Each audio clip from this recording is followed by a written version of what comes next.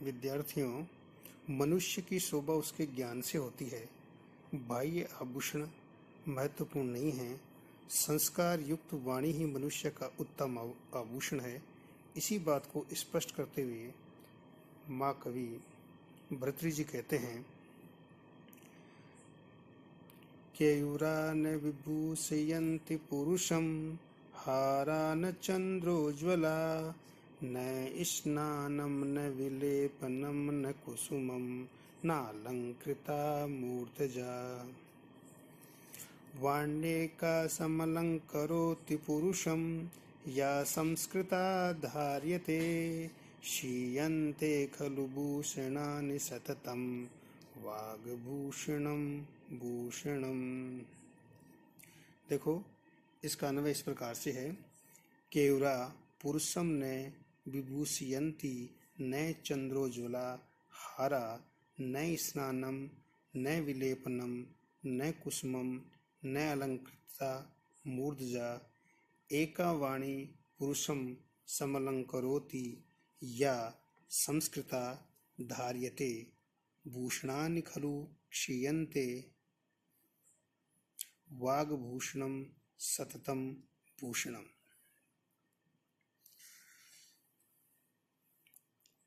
केयूरा भुजबंद यानी बाजूबंद, पुरुषम पुरुष को न विभूषयन्ति शोभित नहीं करते, चंद्रोज्ज्वला चंद्र जैसे चमकीले, हारा न हार भी नहीं, स्नानम स्नान, विलेपनम चंदनादि विलेपन, कुसुमम फूल पुष्प, अलंकृता सजाए गए, मूर्धजा केस, एका वाणी एक वाणी ही पुरुषम समलंकरोति पुरुष को अलंकृत करती है, या जो वाणी संस्कार युक्त वाणी धार्यते धारण की जाती है, भूषणानि अन्य आभूषण क्षीयन्ते नष्ट हो जाते हैं, वाग्भूषणम वाणी रूपी आभूषण ही सततम लगातार भूषणम भवति आभूषण रहता है। इसमें बताया गया है कि बाजूबंद नामक आभूषण मनुष्य की शोभा नहीं बढ़ाता, चंद्रमा के समान चमकीले हार भी शोभा वृद्धि नहीं करते, स्नान चंदन आदि सुगंध युक्त द्रव्यों का विलेपन, पुष्पमालाएं तथा सजाए हुए केश भी पुरुष की शोभा नहीं बढ़ाते। एक वाणी ही पुरुष को अलंकृत करती है, जो संस्कार युक्त करके धारण की जाती है। अन्य आभूषण तो नष्ट हो जाते हैं, किंतु शुद्ध वाणी रूपी आभूषण तो सदैव मनुष्य की शोभा में वृद्धि करता है। मनुष्य अपनी शोभा बढ़ाने के लिए विविध प्रकार के आभूषण धारण करता है। ये आभूषण मनुष्य की केवल बाहरी शोभा बढ़ाते हैं। केयूर, हार आदि गहने, स्नान, अंगरागों का लेपन, पुष्प, सजाए हुए केश मनुष्य की आंतरिक शोभा को बढ़ाते हैं। केवल शुद्ध एवं मधुर वाणी ही हमारे आंतरिक व्यक्तित्व की शोभा बढ़ाती है। स्वर्णादि धातुओं से बने हुए आभूषण तो नष्ट हो जाते हैं, किंतु परिष्कृत वाणी रूपी आभूषण तो सदैव शोभा बढ़ाता है। इसी क्रम में अब आगे कहते हैं विद्या की महिमा के बारे में। भर्तृहरि जी कहते हैं, विद्यानाम नरस्य रूपमधिकं प्रच्छन्न गुप्तं धनं, विद्या भोगकरी यश सुखकरी विद्या गुरुणां गुरुः, विद्या बन्धुजनो विदेश गमने विद्या परम देवतं, विद्या राजसु पूज्यते नहि धनं विद्या विहीन पशुः। अब इसका अन्वय देखते हैं। विद्या नाम नरस्य अधिकम रूपम प्रच्छन्न गुप्तम धनम। विद्या भोग करी यशः सुख करी, विद्या गुरुणाम गुरु, विद्या विदेश गमने बंधु जनः, विद्या परम देवतम, विद्या राजसु पूज्यते, धनम नहीं विद्या विहीन पशु। अब इसका शब्दार्थ करते हैं। विद्या शास्त्रों से प्राप्त ज्ञान, नरस्य मनुष्य का अधिकम रूपम श्रेष्ठ सौंदर्य है। प्रच्छन्न गुप्तम धनम, छुपा हुआ सुरक्षित धन है। भोग करी, भोगों को देने वाली। यश सुख करी, यश और सुख देने वाली। विदेश गमने, विदेश जाने पर बंधुजन, बंधु की तरह, भाई की तरह जो सहायक है। परम श्रेष्ठ है। देवतम, देवता। राजसु, राजाओं में। पूज्यते, पूजी जाती है। विद्या विहीन, विद्या से रहित मनुष्य पशु है। विद्या मनुष्य का श्रेष्ठ सौंदर्य है। विद्या छिपा हुआ सुरक्षित धन है। विद्या भोगों को देने वाली है, यश और सुख देने वाली है। विद्या तो गुरुओं की भी गुरु है। विदेश जाने पर विद्या बंधु जन की तरह सहायक होती है। विद्या उत्तम देवता है। विद्या राजाओं में पूजी जाती है, धन नहीं पूजा जाता। विद्या से विहीन मनुष्य पशु के समान होता है। इसमें भर्तृ जी कहते हैं श्लोक के माध्यम से कि बाह्य सौंदर्य की अपेक्षा ज्ञान का सौंदर्य अधिक महत्वपूर्ण होता है। भौतिक संपत्ति की तुलना में ज्ञान रूपी संपत्ति अधिक मूल्यवती होती है। धन तो चुराया जा सकता है या छीना जा सकता है, किंतु विद्या तो पूर्ण सुरक्षित धन होती है, इसे कोई नहीं छीन सकता। विद्या भौतिक सुख एवं यश देने में सहायक होती है। वह गुरुजनों को भी मार्ग बताती है। विद्या के बल से मनुष्य विदेश में भी सम्मान पाता है। राजसभा में भी विद्वान व्यक्ति का आदर होता है। इसलिए विद्या श्रेष्ठ देवता कहलाती है। विद्याहीन मनुष्य को कोई नहीं पूछता, वह तो साक्षात पशु के तुल्य होता है। अब आगे कहते हैं, दाक्षिण्यं स्वजने दया परिजने, साठ्यं सदा दुर्जने, प्रीति साधुजने नयो नृपजने, विद्वज्जने चार्जवम्। शौर्यं शत्रुजने क्षमा गुरुजने, कान्ताजने दृष्टता, ये चैवं पुरुषा कलासु कुशलास्, तेष्वेव लोक स्थिति। देखो, इसका अन्वय इस प्रकार से है। स्वजने दाक्षिण्यम, परिजने दया, दुर्जने सदा साठ्यम, साधुजने प्रीति, नृपजने नयः, विद्वज्जने च आर्जवम्, शत्रुजने शौर्यम, गुरुजने क्षमा, कांताजने दृष्टता, ये पुरुषा एवं कलासु कुशला, तेषु एव लोक स्थिति। इस पद्य के माध्यम से कवि कहते हैं कि लोक व्यवहार में सफलता पाने के लिए आवश्यक गुणों का इसमें वर्णन किया गया है। स्वजने आत्मीय लोगों में, दाक्षिण्यम उदारता, परिजने सेवक वर्ग में, दया दया करना, दुर्जने दुष्ट लोगों पर, साठ्यम धूर्ततापूर्ण व्यवहार, साधुजने सज्जनों पर प्रीति प्रेम रखना, नृपजने शासक वर्ग के विषय में नय नीतिपूर्ण व्यवहार, विद्वज्जने विद्वान लोगों के विषय में आर्जवम सरलता, शत्रुजने शत्रुओं के विषय में वीरता, गुरुजने क्षमा गुरुओं के सामने सहनशीलता, कांताजने स्त्री जनों के विषय में दृष्टता प्रगल्भता। इस प्रकार कलासु लोक व्यवहार में कुशला कुशल होते हैं, तेषु एव उन पर ही लोक स्थिति संसार की स्थिति है।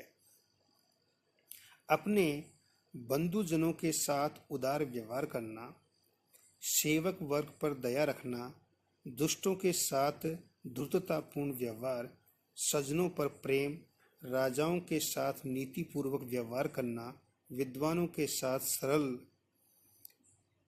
एवं नम्र व्यवहार करना, शत्रुओं के सामने वीरता दिखाना, गुरुजनों के सामने सहनशीलता अपनाना तथा स्त्रीजनों के साथ प्रगल्भतापूर्ण व्यवहार करना, ये व्यवहारिक गुण होते हैं। जो मनुष्य इस प्रकार के व्यवहार में कुशल होते हैं, उन्हीं पर संसार टिका हुआ है। इसमें व्यवहारिक गुणों के बारे में बताया गया है कि संसार में भिन्न भिन्न स्वभाव के लोग होते हैं। लोगों के साथ हमारे संबंध अलग अलग होते हैं, अतः उनके साथ व्यवहार में भी हमें भिन्न भिन्न दृष्टि अपनानी पड़ती है।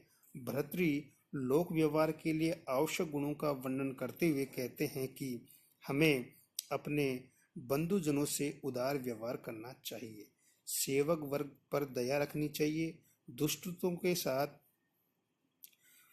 दुष्टतापूर्ण व्यवहार करना चाहिए, उनके साथ नम्र व सरल व्यवहार नहीं करना चाहिए, सज्जनों के साथ स्नेह रखना चाहिए, राजाओं के साथ नीतिपूर्ण व्यवहार उचित होता है, विद्वान लोगों के साथ निश्चलतापूर्ण व्यवहार करना चाहिए, शत्रुओं के सामने शौर्य प्रदर्शित करना चाहिए और गुरुजनों के सामने सहनशीलता अपनाना श्रेयस्कर होता है। स्त्रीजनों के साथ प्रगल्भतापूर्ण व्यवहार करना चाहिए। जो लोग व्यवहार में इन गुणों को अपनाते हैं, उन्हीं लोगों पर लोक मर्यादा स्थित रहती है। अब आगे महाकवि भर्तृ जी सत्संगति की प्रशंसा करते हुए कहते हैं, जाड्यम दियो हरति सिंचति वाच्य सत्यम मानोन्नतिम दिशति पापमपा करोति चेतय प्रसादेति दिक्षु तनोति कीर्तिम सत्संगति कथय किन न करोति पुंसाम। इसका अन्वय इस प्रकार से है, सत्संगति प्रिय जाड्यम हरति वाचि सत्यम सिंचति मानोन्नतिम दिशति पापम अपाकरोति चेतय प्रसादयति दिक्षु कीर्तिम तनोति कथय पुंसाम किम न करोति। इस पद्य में सत्संगति का महत्व बताते हुए महाकवि भर्तृ जी कहते हैं कि दिए का मतलब होता है बुद्धि, जाड्यम का मतलब होता है जड़ता यानी मूर्खता, हरति यानी दूर करती है, वाची वाणी में अपने वचनों में, सत्यम सिंचति सत्य को भरती है, सत्य का सिंचन करती है, मानोन्नतिम दिशति मान और उन्नति करती है, पापम अपाकरोति पाप को दूर करती है, चेतः हृदय को प्रसादयति प्रसन्न करती है, दिक्षु चारों दिशाओं में, कीर्तिम यश को प्रसिद्धि को, तनोति फैलाती है, कथय कहो, सत्संगति अच्छे लोगों के साथ संपर्क या संगति, पुंसाम मनुष्यों का, किम न करोति क्या नहीं करती। इसमें बताया गया है कि सत्संगति से बुद्धि की जो जड़ता होती है, जो मूर्खता होती है, वो दूर हो जाती है, वाणी में सत्य का सिंचन होता है, सम्मान और उन्नति मिलती है, पाप दूर हो जाता है, हृदय प्रसन्न रहता है और चारों दिशाओं में व्यक्ति की कीर्ति प्रसिद्धि, उसका यश जो है वो फैलता है। बताओ सत्संगति मनुष्य का क्या भला नहीं करती, अर्थात सत्संगति ही मनुष्य का भला करती है। सत्संगति का मतलब होता है सत्पुरुषों की संगति या अच्छे व्यक्तियों के साथ व्यक्ति का जो व्यवहार होता है, उसकी उठ बैठ जो होती है, उसे सत्संगति कहते हैं। सत्पुरुषों की संगति से मनुष्य लगातार प्रगति को प्राप्त करता है, यानी आगे बढ़ता है। सत्संगति से बुद्धि की जो जड़ता होती है, कमज़ोर बुद्धि वाला व्यक्ति भी यदि अच्छे विद्यार्थियों के संपर्क में रहता है तो वह भी धीरे धीरे अच्छा बन जाता है, होशियार बन जाता है, उसकी बुद्धि भी अच्छी बन जाती है और जो उसकी बुद्धि की जो मूर्खता होती है, वो जड़ता होती है, वो दूर हो जाती है। इसलिए हमें हमेशा अच्छे लोगों की संगति रखनी चाहिए। मनुष्य को सत्यवादी बनाने की जो प्रेरणा है कि हमें सत्य बोलना चाहिए, यह भी सत्संगति हमें सिखाती है। यदि हम झूठे लोगों के संपर्क में रहेंगे तो हम भी झूठ बोलना सीख जाएंगे, और यदि हम सत्यवादी लोगों के संपर्क में रहेंगे तो हम भी सत्य बोलना प्रारंभ कर देंगे। भले लोगों की संगति से मनुष्य की मान प्रतिष्ठा भी बढ़ती है, उसकी उन्नति होती है। सत्संगति मनुष्य को अच्छे कार्यों में जोड़ती है, अच्छे कार्य करने के लिए प्रेरित करती है। वह मनुष्य को पापों से मुक्त करती है। सात्विक जो भावनाओं से मनुष्य को प्रसन्नता मिलती है। सद्गुणों के विकास से मनुष्य यश प्राप्त करता है। इस प्रकार सत्संगति से मनुष्य का बौद्धिक सत्यवादिता, सम्मान, उन्नति, सदाचरण, यश और मन की प्रसन्नता आदि गुणों को प्राप्त करता है। इससे बढ़कर ऐसे और क्या हो सकता है जो सत्संगति हमें प्रदान नहीं करती। वस्तुतः अपन कह सकते हैं कि सत्संगति मनुष्य के उत्थान में, उन्नति में सर्वाधिक महत्वपूर्ण होती है। इसलिए हमेशा अच्छी संगति रखनी चाहिए। अब आगे कवि कहते हैं भर्तृहरि जी कि रस सिद्ध महाकवियों का महत्व बता रहे हैं।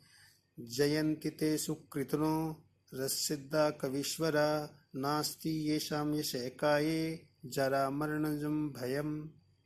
तो कहते हैं ते सुकृतिनः रस सिद्धा कवीश्वरा जयन्ति येषां यशैकाये जरा मरणजं भयम नास्ति। ते वे सुकृतिनः पुण्यशाली,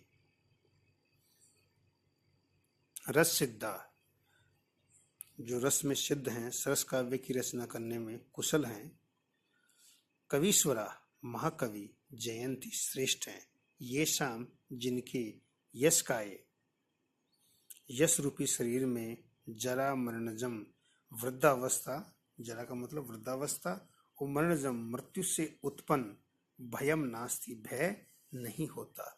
इसमें बताया गया है कि कवि अपनी काव्य के कारण, कृति की कारण चिरस्थायी, लंबे समय तक रहने वाले यश को प्राप्त करते हैं।